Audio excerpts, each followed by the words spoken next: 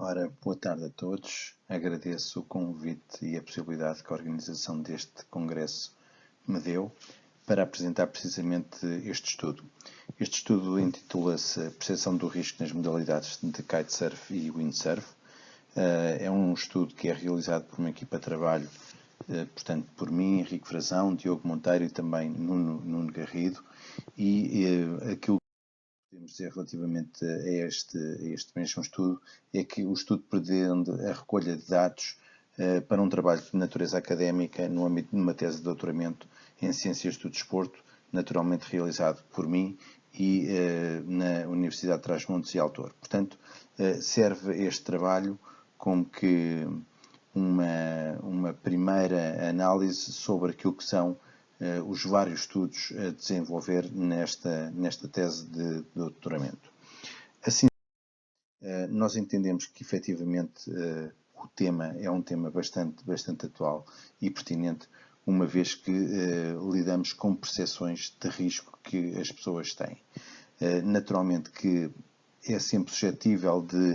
de haver uma controvérsia relativamente a esta situação, mas a verdade é que nós temos de ter a percepção que diferentes pessoas têm diferentes motivações e, efetivamente, é esta diferença de percepção que as pessoas têm relativamente a estas duas modalidades, ao kitesurf e ao windsurf, que nós pretendemos estudar, pretendemos aprofundar um pouco o conhecimento sobre estas percepções que os nossos praticantes têm, precisamente para, naquilo que é o ato pedagógico, naquilo que é o ato de treino, podermos eventualmente intervir. Bem, e como é que o estudo está desenhado? Ou, aliás, como é que, dentro daquilo que é este estudo que estamos a desenvolver na tese, eles são apresentados vários estudos, se bem que aqui iremos nos debruçar apenas sobre 3 estudos, ou seja, estão aqui patentes e vou desenvolver 3 objetivos inerentes a este estudo geral. Assim, como não se verificava, como não existe no momento nenhum questionário já direcionado para o risco percebido ou a percepção do risco, quer no windsurf, quer no canyon, houve a necessidade de nós construirmos um. Não o construímos, adaptámos porque já existia um questionário precisamente para a modalidade de canyoning. E, portanto, este aqui sim foi a primeira fase do estudo que já está feita. Os outros 2 estudos, as outras 2 fases ainda não estão feitas. Portanto, o segundo tem a ver com a previsão dos fatores de risco e depois, por último, a verdadeira análise da percepção do risco no kiteboarding e também no windsurf. Assim, relativamente ao estudo 1, houve, como foi referido, a necessidade de adaptarmos um questionário existente para o questionário das modalidades que nós pretendíamos estudar. Portanto, tínhamos um questionário para estudar a percepção do risco no canyoning e nós tivemos a necessidade de fazer a adaptação desse questionário para o windsurf e para o kiteboard. Como é que o fizemos? Identificamos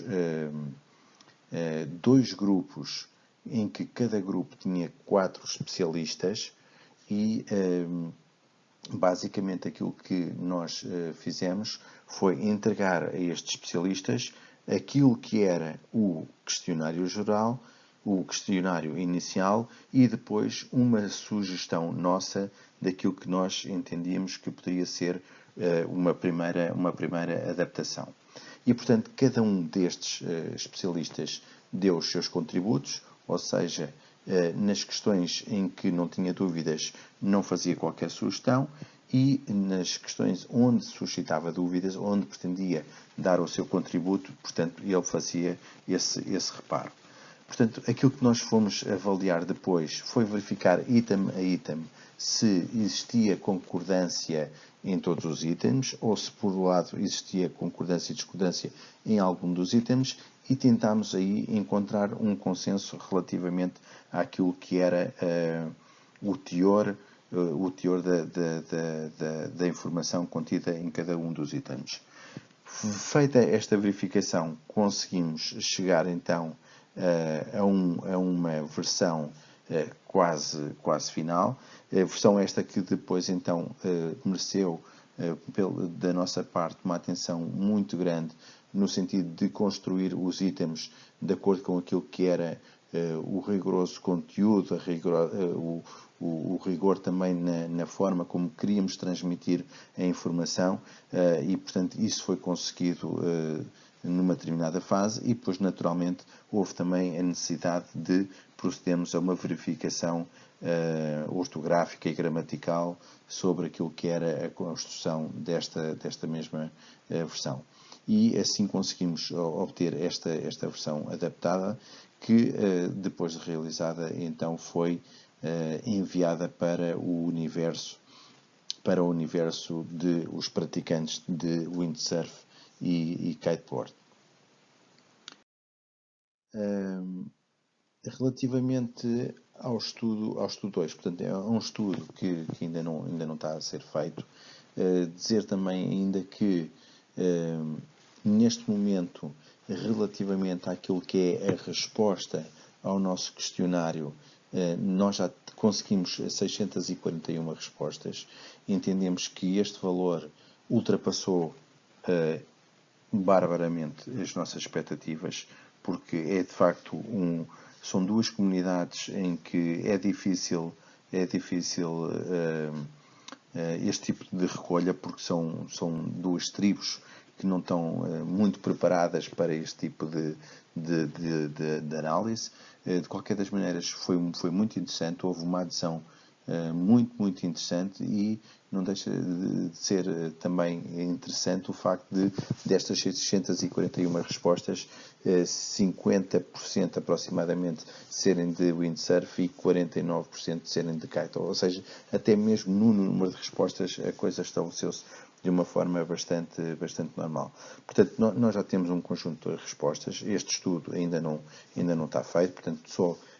dentro destes três objetivos, destes três estudos, só ainda o primeiro é que foi conseguido, foi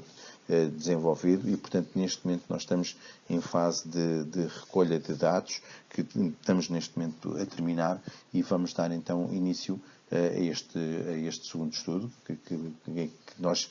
queremos verificar a previsão dos fatores de risco e também um terceiro estudo, e esse estudo é assim o estudo core, digamos assim, do nosso trabalho, que é comparar as diferenças no que diz respeito à percepção do risco, perceber as diferenças que existem, assim é que é, quer no windsurf, quer no kiteboard. Bem, com isto o que é que pretendemos efetivamente ter uma ferramenta muito poderosa para todas aquelas entidades que têm um papel fundamental no desenvolvimento e no ensino desta modalidade. Não só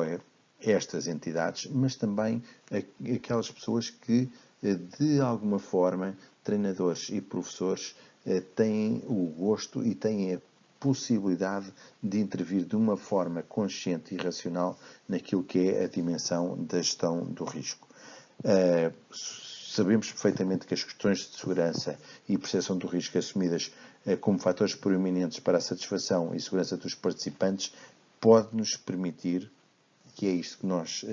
preconizamos ao máximo, pode-nos efetivamente permitir e esperar que o número de acidentes possa reduzir. Portanto, é efetivamente neste plano que nós nos situamos, é que consigamos fornecer um contributo naquilo que é a matéria do conhecimento relativamente à segurança, à gestão do risco destas duas modalidades, ou seja, percebermos qual é a percepção do risco e as diferenças que estas dimensões têm em cada uma das modalidades, sempre com o foco de que esta divulgação do conhecimento pode efetivamente fazer com que o número de